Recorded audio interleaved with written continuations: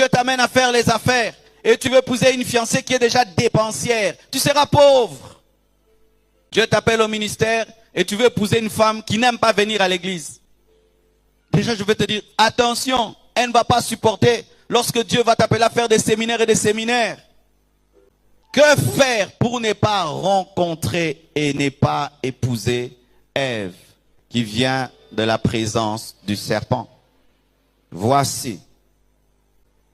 Tu dois choisir lorsque tu es spirituel. Tout choix que tu fais quand tu n'es pas spirituel, tu vas le payer très très cher. Tout choix. Bien-aimé, célibataire. Si tu sens que tu passes par un temps où tu n'as pas de vie de prière, tu passes par un temps où tu n'aimes plus Dieu, mais c'est le temps où tu rencontres une jolie fille, ne l'épouse pas, tu n'es pas toi. Ne l'épouse pas. Parce que là, tu as les goûts de la plaine. Tu as la vision de la plaine. Tu as la sensibilité de la plaine. Lorsque tu t'élèveras dans les hauteurs, tu regretteras. Ne vous mariez jamais lorsque vous n'êtes pas spirituel. Ne vous mariez jamais lorsque vous perdez l'amour pour Dieu. Car comment vas-tu te marier à quelqu'un alors que tu n'aimes plus son créateur? Tu as cessé d'aimer le créateur, mais tu vas épouser la créature. Le créateur n'est pas avec toi.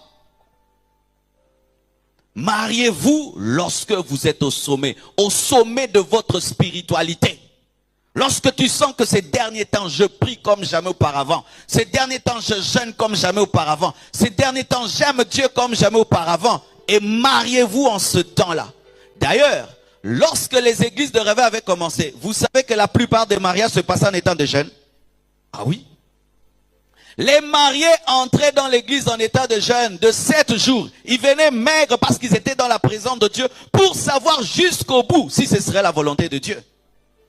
C'est ainsi qu'il y a eu des puissants mariages comme Osborne et sa femme qui ont engendré un réveil. Les gens se marient et puis il n'y a pas d'impact. Un mariage sans impact. Deux personnes qui disent avoir Dieu se marient, rien ne change. Ni leur vie, ni la société. Quel gâchis et quelle dépense. Il fallait prendre la dot, faire les affaires.